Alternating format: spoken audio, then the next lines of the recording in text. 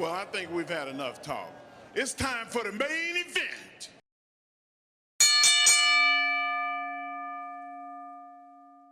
Shut up and sit down.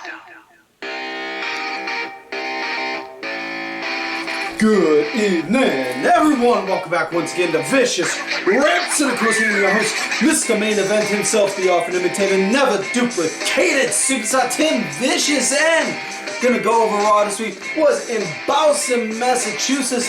Always do love a good Boston crowd, but you know, before we get into that big breaking news, gotta go over first and foremost moments, literally moments before we went to go and hit record for the show.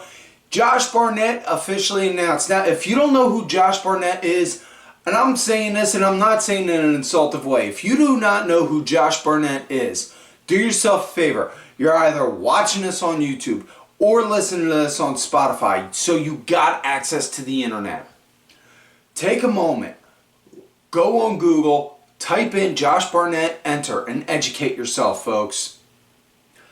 He has officially announced that the Creed brothers are going to be at the next Bloodsport show he is promoting. So, to which all I can say is, hey Siri, insert JoJo's Bizarre Adventure reaction gif. Oh my god! Yeah, because wow.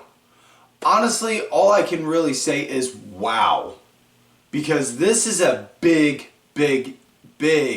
deal. You know, aside from the fact that Shayna Baszler is also returning to Bloodsport, and I'm not trying to play spoiler here, and I'm sorry if this does spoil for some folks, but Charlie Dempsey was shown at making a run-in at some TNA tapings coming up relatively soon.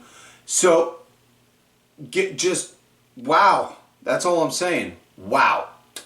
It is really, it's weird seeing WWE being so open to outside companies, considering for so long they isolated themselves and made themselves their own private little area in the multiverse of wrestling, so to say. And now all of a sudden, poof, the floodgates are, the doors are open, and hey, they're bouncing around here, there, and everywhere. You know? So, with that said, also, folks, like I said, if you're watching this on YouTube, first and foremost, we did break 300. Thank you to everyone that has subscribed. You have nothing but my utmost thanks for that. Unfortunately, no one showed me that they did. So I can't go out of my way to send you a Vicious Rants shirt. So what we're going to do now is we're going to up the ante. Folks, I started this contest and within 2 weeks we jumped to 300. And we were at maybe 280 something. Now let's see if we can double those numbers. Hell, not even double, triple, even quadruple even. Let's just say, if we can hit 500, 500, before SummerSlam. Okay, before SummerSlam. And SummerSlam is August 3rd, and today is July 1st. Actually, no, today is the July 2nd. I got my days confused. I'm sorry. So, we got just over a month. If we can break 500, if we can hit 500, subscribe to the channel. After you hit subscribe, take a snapshot. Then tag me on Twitter @TimVicious and show that snapshot. I will hold on to that. And if we break 500, we hit 500 or more, I will pick a random person that subscribed and then send out a piece of merch to them. Out of my own personal pocket. So you're entering a free contest. You're entering a free contest where you can get a shirt. And you also get to enjoy all the rants and ramblings. You get to enjoy all the rants and ramblings of this show. You get to enjoy all the chats that I've been putting out there. And not to sound, like I'm stroking my own ego, but I've had some pretty interesting cats on the show. I've had some really great conversations with a lot of cool dudes. Got some really good ones lined up, sitting in the can, just waiting to come out. And, folks, we are now dabbling into vicious words of wisdom where I am giving you all little bits of insight into what goes on inside this big, beautiful, wonderful mind of mine. So, yeah, by all means, subscribe to the channel. And if you're listening to this on Spotify, thank you for taking the time to listen to this on Spotify. I do appreciate it. Subscribe on there as well. Leave us a 5-star review if you feel we deserve it. So now that we've gone over all that news, basically talking about the show itself, now let's switch gears to talk about last week via the SmackDown Rewind and the big highlights from last week's SmackDown. Excuse me. Throat got a little dry doing all that work, doing all that reporting for the show.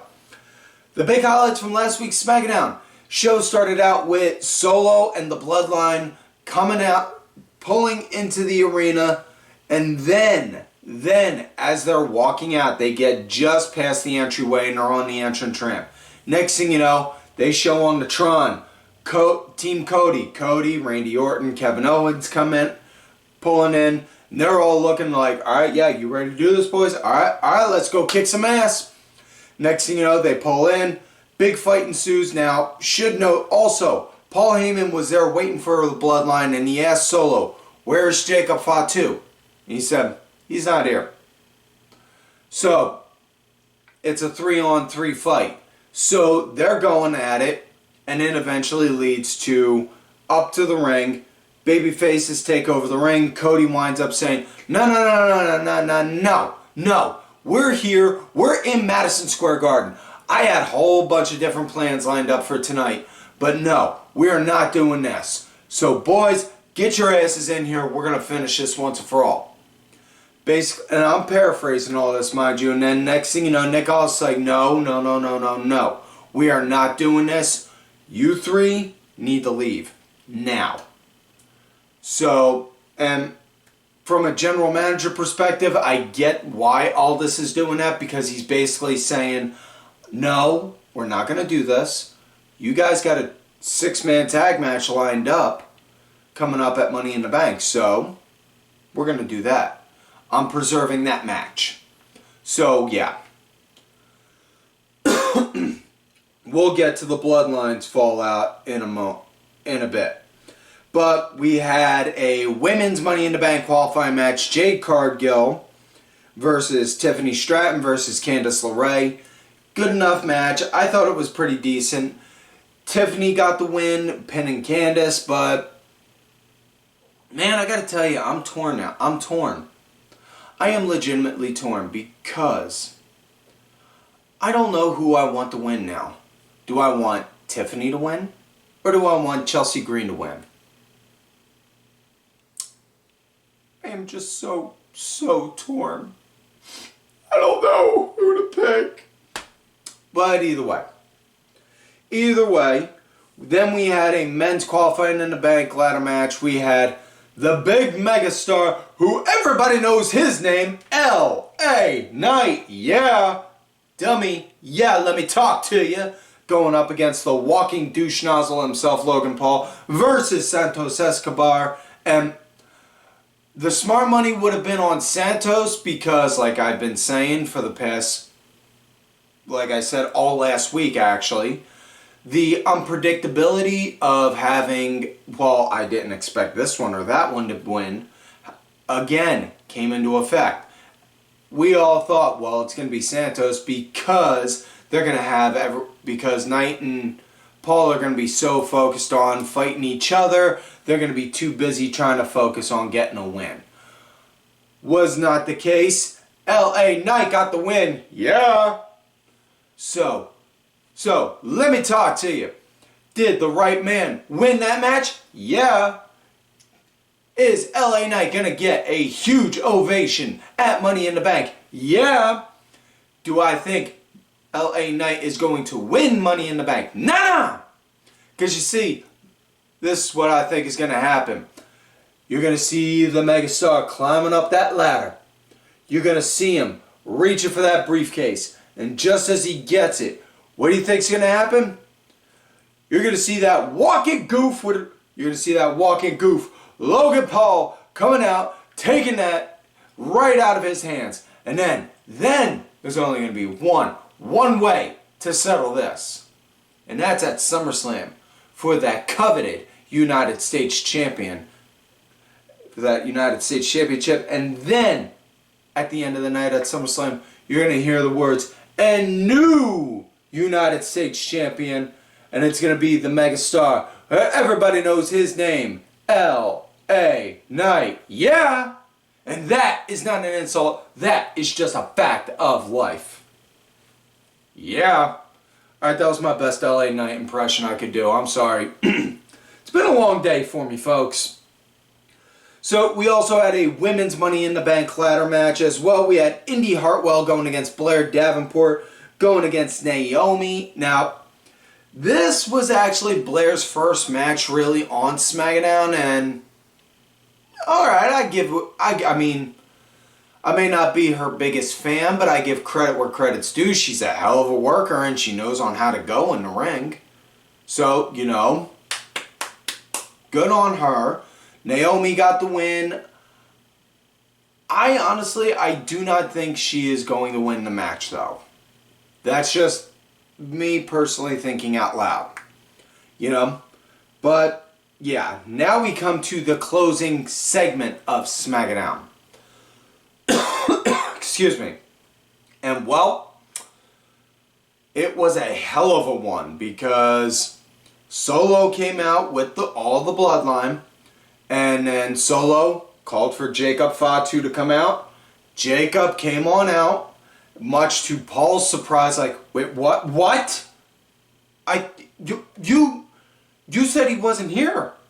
How can he be here if you said he wasn't here? What? And then Solo has everyone acknowledge him. And not just the crowd, but then my right-hand man, Tama Tonga, acknowledge me. I acknowledge you, my tribal chief. Tongaloa, acknowledge me. My tribal chief, I acknowledge you. And should note also, Wild Man. I believe that was what he dubbed Tongaloa.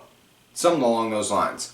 Then he said, my enforcer, Jacob Fatu, acknowledge me. My tribal chief, I love you.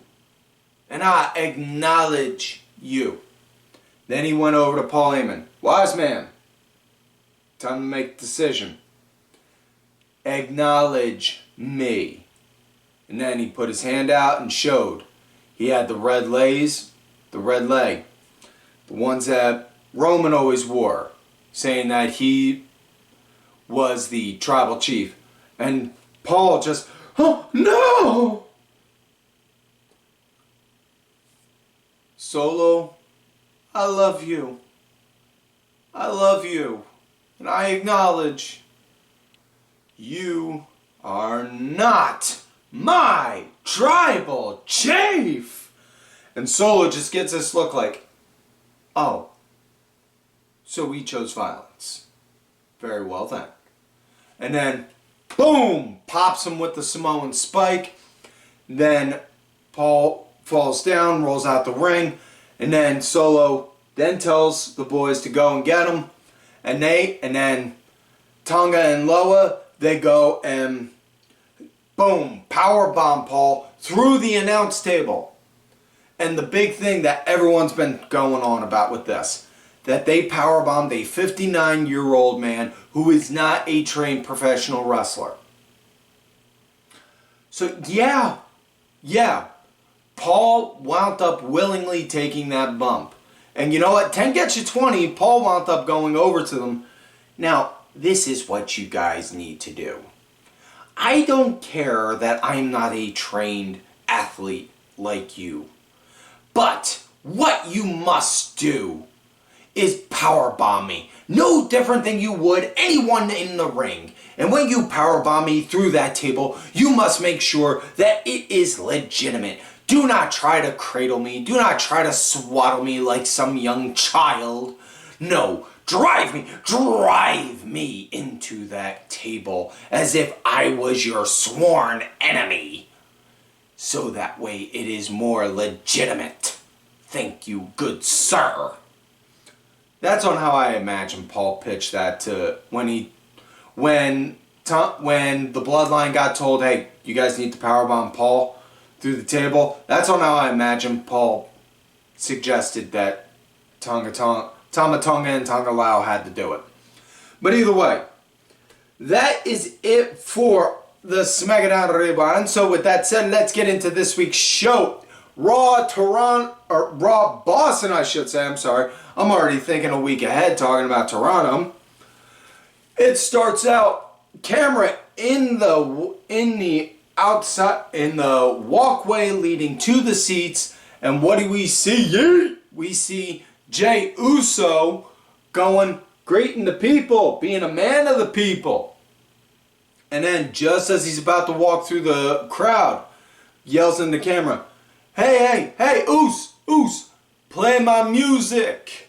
And then we hear Jay's music, and then he comes down, goes through the crowd, yeet. Now, Michael Cole was yeeting out for it. Corey Graves, commentary tonight. Pat McAfee, for obvious circumstances, he wasn't there tonight. I get that. But either way, Jay's in there. He starts out the show. He's talking about on how he's going to win Money in the Bank. And honestly, I would honestly say the smart money is on Jay winning. I mean, they've been building Jay as the main event man. They've been building Jay as main event Jey Uso for several years now. And I can see him being the guy, And given all the names that are in Money in the Bank, and we'll get to the qualifying match, the last qualifying match in a moment, I could still see Jay. Excuse me. Now with that said, Jay's going on, talking about on how he's going to win this, that, and the other. He's going to go through everyone. And then Chad Gable comes out. Gable, he's talking about on how, no, you see, I'm going to win. And if anything, I deserve to win. Especially after all I've been through. I had the Wyatts 6 try and kill me. Okay? And if anything, not only did I have that, I had my family leave me. And you should be careful, because last I checked, you stole the Wyatt's Fireflies. Jay, real quick, I told them they could have that, man. I don't want none of that. I don't want none of that beef. They can take the Fireflies, they can have the mosquitoes. Shoot, man, I ain't looking to get bit up from no bugs. Yeet. So, yeah. On a side note, yeet, greater than sign, what? I dare anyone to challenge otherwise. So, then, as Jay and Chad are going back and forth verbally, next thing you know, lights go out, and then dung, dung, dung. Hear the Wyatt music, and just Chad, backing up, and you see the smoke dry ice smoke filling up. I'm like, no, we're not doing this again, And he keeps backing up, and he's backing up, trying to get out of there. And then next thing you know, turns around, poof, sees one member of his family. Poof, sees another member of the family. And then eventually, whoosh, gets the hell out of Dodge. And then you just see Sister Abigail, or Abby the Witch, just go over, boom, drop a box again on the commentating table. And then, whoosh, end of sequence, fade to black, cut the commercial. So we come back. Michael Cole again says it was another VHS tape. We'll have somebody in the production crew play it in a moment. Fast forward to later on in the show, they get it. They the continuation of Uncle Howdy interviewing Bo, and this comes off very nice and very good, very horror movie-esque, like, in the sense of Bo's arguing with himself in that way. And I absolutely fucking loved it. Because he was saying that, you know, I'm not special. In order to say I'm special, that means everyone else would need to be less than, different. And you know, they're not different. They were all just forgotten. They came to me. And we're going to... I am the voice... And then Bo... ending with Bo saying, I'm the voice of the Redeemer. And Uncle Howdy just saying, I am the Redeemer. And then showing a weird kind of like altered state, like face melding. Like that. And just like... Ooh. Okay, this is showing us where this character's going. Yeah. I am all for this. And personally, I'm going to say this right now. I do not want the Wyatt Six anywhere near the titles. Near any kind of championship. For at least, let's just say for the hell of it, I don't know on how long this story is going to go. Let's just throw a wild curveball and say for over a year. I don't want them going after any kind of championship or a title for at least 8 to 9 months out of that time frame. And yeah, because no, have them just be pure chaos, uncontrolled, unnatural chaos, just being a random black hole appearing out of nowhere and destroying everything in its vicinity. Just, yeah, that's what I want. So with that said, now let's get into the first match of the night. Xavier Woods versus Karrion Kross. These two finally getting a chance to go one-on-one.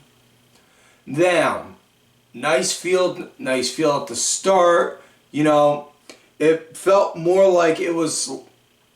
It felt like it was a legit fight. And I'm not talking based off the moveset. It just, the way they were both going at each other, it just had that sense of realism to it, like, ooh, these guys are really slugging.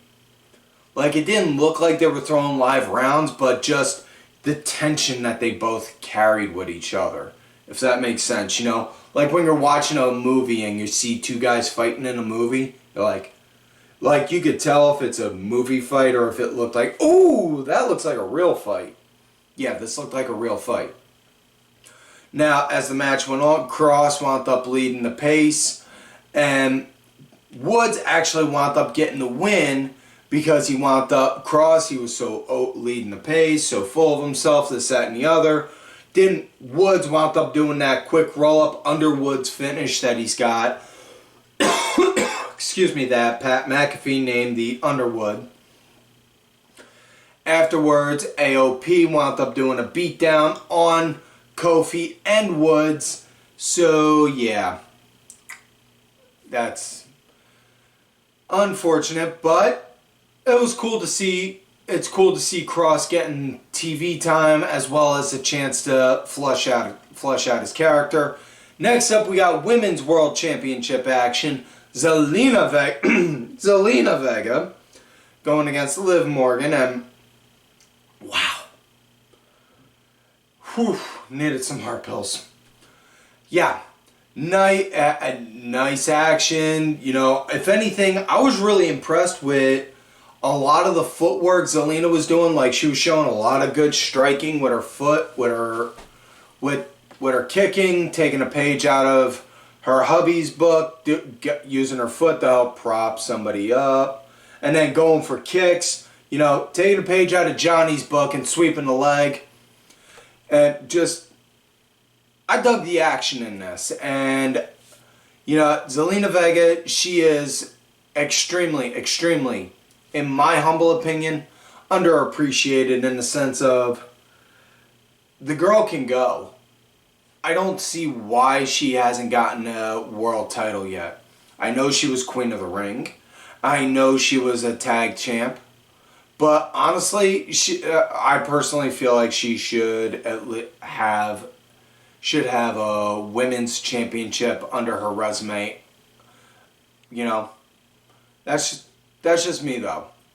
Now, at one point, Dom came down to ringside because, you know, he was going to go and take care of Liv for Zelina. And then Ray came down because Dom's there. And, well, we know on how those two get to go well with each other. And we'll get to them two in a bit. But at one point, though, Liv, she winds up getting knocked out. At one point, Liv's knocked down on the outside. Dom's in front of her, like, you know, could, like, thinking about doing it for Zelina, and then Zelina goes, boom, pops a slide and drop kick onto Dom, and then Dom lands on top of Liv Morgan, missionary style, and the whole time, Dom's just like, kind of have this surprised look on his face, like, how did I get here? And the whole time, Liv's just kind of holding on to him like, oh, no. You don't get to get off. You don't get off until I do. She's got this look on her face like, you don't get off until I do. And it's just like, wow. Okay. You know, I wasn't a big fan of Liv Morgan before. I mean, just, she was decent, but just kind of just felt neither fish nor fowl to me. And I gotta tell you, this crazy, I'm a fuck up everything in your life, and I'm gonna start by fucking your man kind of character. I kind of dig it. Yeah. But then she eventually lets him get off, and then gets back in the ring, does some action, and as the match goes on, how it comes to an end, Liv and Zelina, she winds up hitting a 619 and a DDT. She winds up hitting a 619 and a DDT on the Liv. Goes for the pin, 1-2, kick out. Tries for another pin, 1-2, kick out. Dom then, boosh, slides in a chair. Liv then gets the chair, look. Wham! Cracks Dominic with the chair. And then as she does that, then she starts berating him. Turns around, Liv then gets up, boom, hits the Oblivion for the 1-2-3.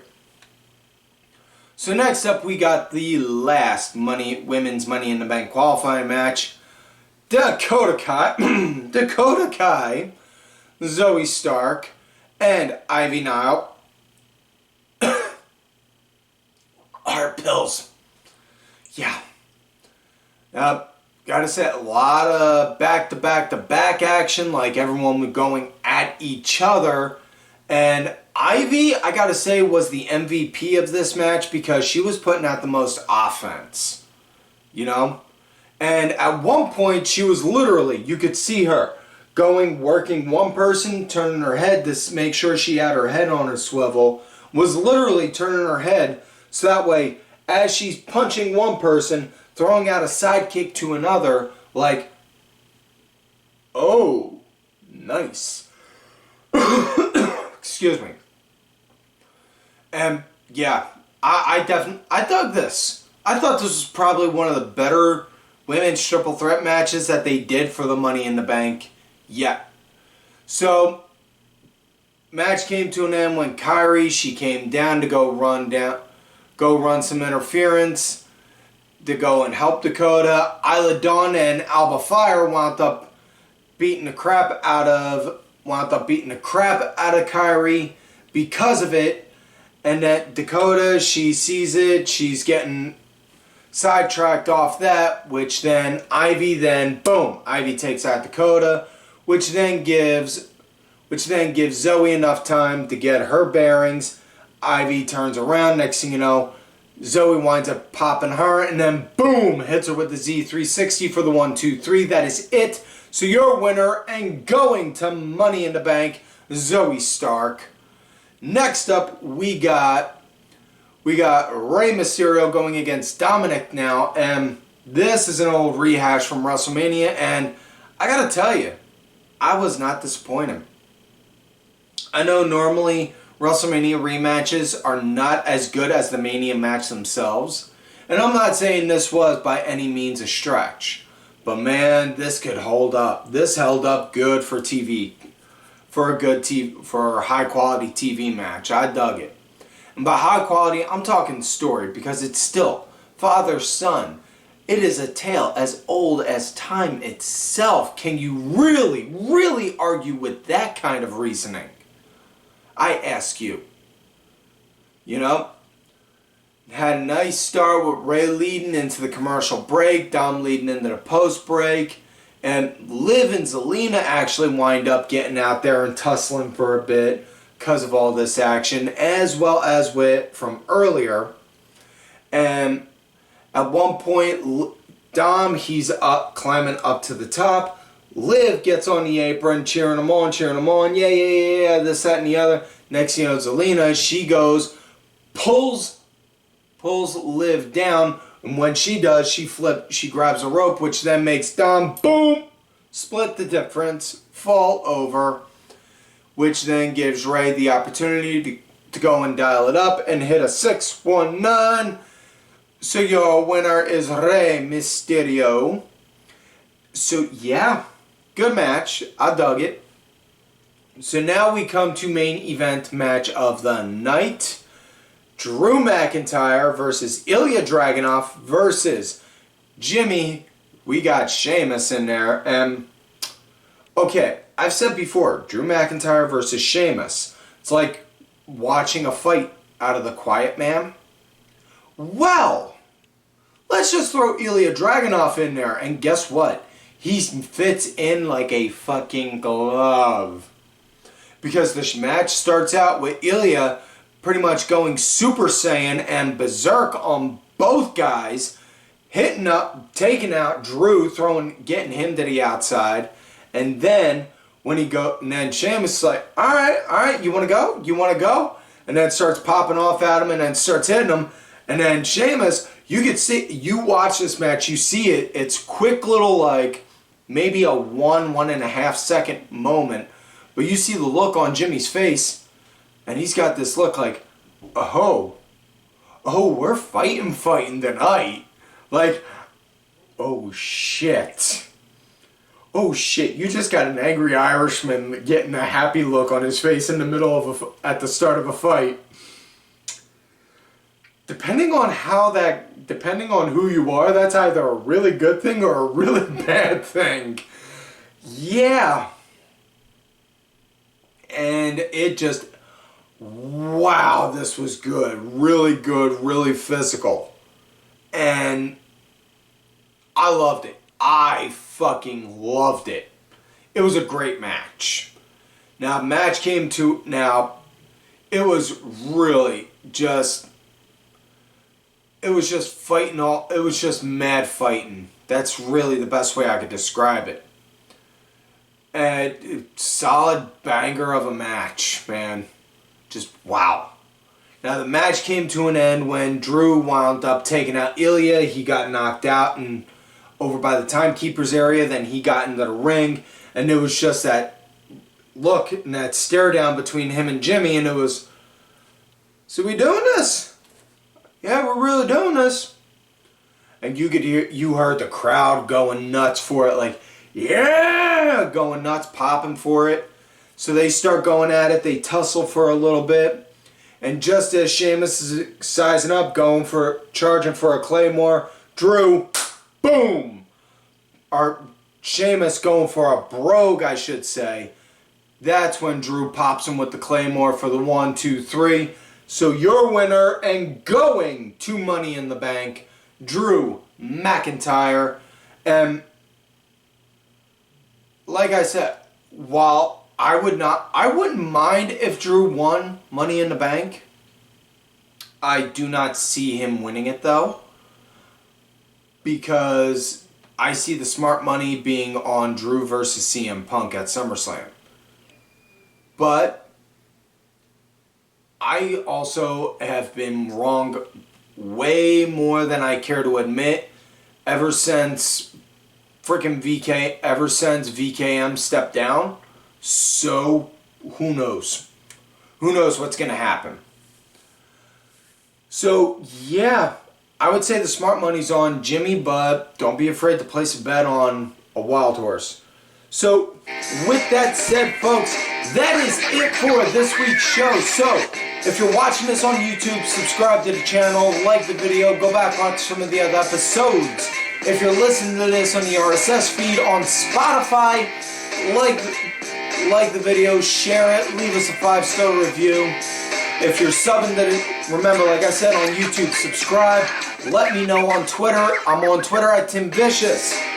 Also, folks, do not forget the thank you to LFC Laundry Fighting Championship, supporter of the show. A little bit of wrestling, a little bit of MMA, a lot of attractive women. We're a little bit of nothing. Thank you.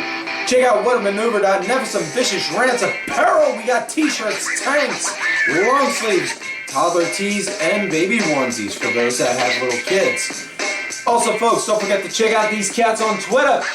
DSB_IB main event _net. Sergeant Curry Pants 3 Count Thursday. D Dryer 1986. Like I always tell you, you love me great, you hate me. And sit down. Fuck you.